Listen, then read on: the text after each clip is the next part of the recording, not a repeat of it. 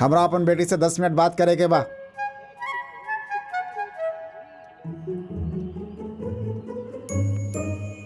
घर पे नाश्ता ना कहीं लगा, यहाँ कुछ नहीं किया। हे बेटी, पिताजी खाते नाश्ता ले आवो।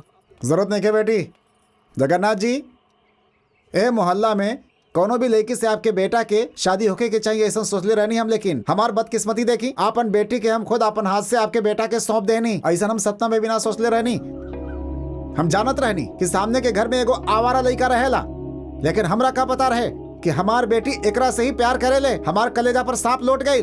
बेटी श्रावणी, तुम्हारी पति शुरू से ही शराब पियत रहे, झगड़ा करत रहे, बस जेल जेल बाकी रहे। आज वो देख लेनी। तू ये सब कहे सहताड़ू बेटी? हमार बात माना, घरे चला, घरे चला बेटी।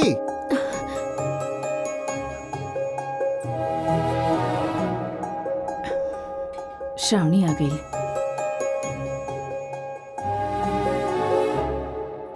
तोरा समझ में ना आयल का? बेटी इनडायरेक्टली बोल रही बिया कि हमनी यहाँ से चल जाई, तो चला अब। सुनी, ए संक्रांति पर दामाद जी के कपड़ा देवे के चाहिए।